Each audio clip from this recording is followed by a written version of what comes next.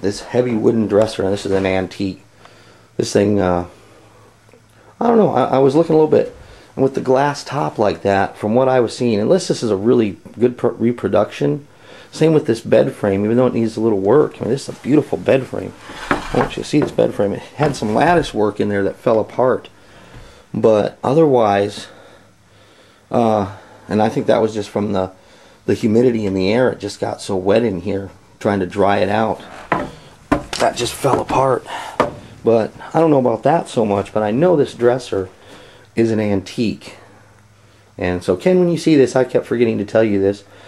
Sometimes these dressers, and I looked at one that was similar to this with they don't make them with the 3 drawers in the middle anymore. I mean, that's been a long time, especially with a custom glass top like that.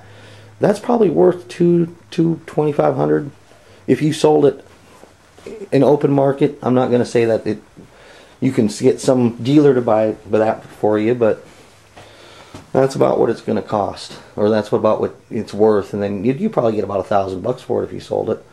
But you can even see right there, look where you can see where the walls and I mean even the frames are starting to crack. And I'll come in here and try to give you an idea.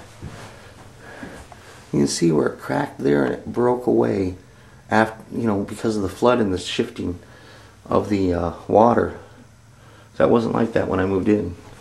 You can see some of them are still somewhat held together. But okay, now we're going to go back into the bathroom. And those are the curtains I put up, just a plaid. But that bed's probably ruined the mattress. The dresser isn't. But, and then of course the closet. The closet. And the floor in here, actually, the boxes I think probably may have saved most of it, but you can see where the mold was. Let's try to stop so it settles out. See the mold? I mean, the whole house has to be completely redone. The electrical is fucked. It's terrible. And that's all because of that damn flood. And one that could have been avoided. And okay, so now we've looked in the closet. We're going to look at the heater here. And that's one of those that's the one that doesn't work now because of the flood. Now here's some more damage along the wall there. You can see where it's separated. I don't know. I want to show that again. And that was there. That was, I don't know what that was from. Let's go in here. Now, this is something that, and I told Ken about this 2 years ago. It's been 2 years now since it happened. But when the police came in here and searched, and here's the perpetrator, here's what caused the actual hole, is a coat rack. Well, there was something sitting here. It used to come out to here. Was crap, I can't think of it. Anyway, the cops pushed this up like this, and he pushed up and stood up on this, which it was a...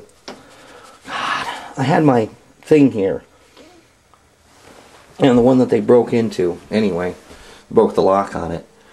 Filing cabinet, that's it. He stood up on it, and he pushed the door and was trying to look up in there. And when he did, he pushed too far and it pushed that hole. And you can see that hole, that the initial hole, is right there. And I don't know if the flood did this, because you can see the outline of the flag. And there's, there's mold all over the wall there, even up behind it. If you look up there, it's even behind it. But you can see the outline of the flag. And I didn't even know. I mean, I might have done that when I was moving stuff and I bumped the door and didn't realize it. But it could have been the shifting of the house, which you can see the cracking along the wall here,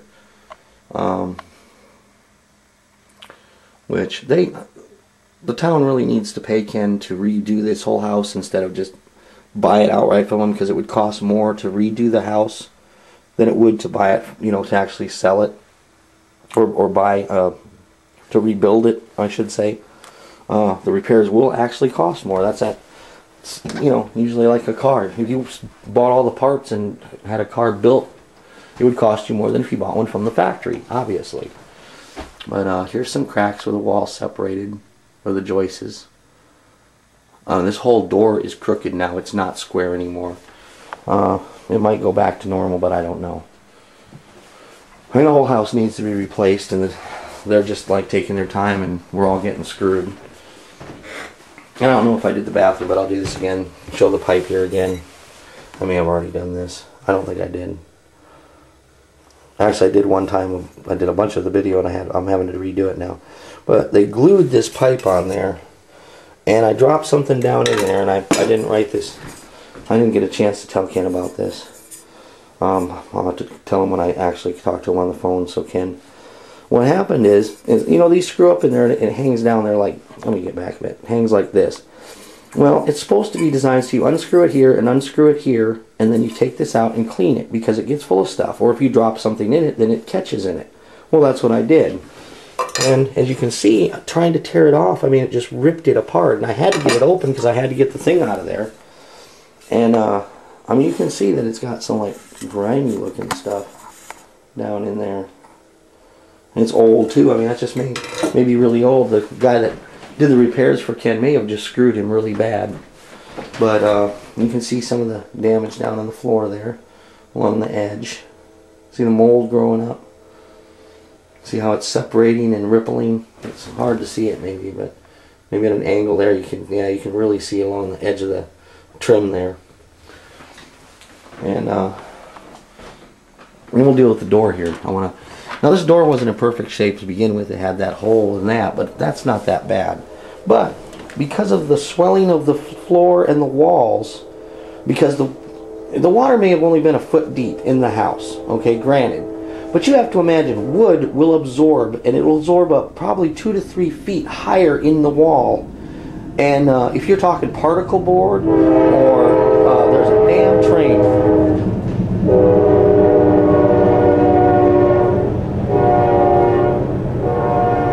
Fuckers. I hate those things. Okay, we're going to do this with the train going by. But like I was saying, water will absorb. If it's a foot deep, it'll probably absorb 2, maybe 3 feet higher up.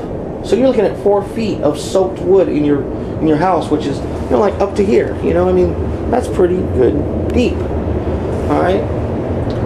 And so the water came up, you know, probably soaked in this deep at least.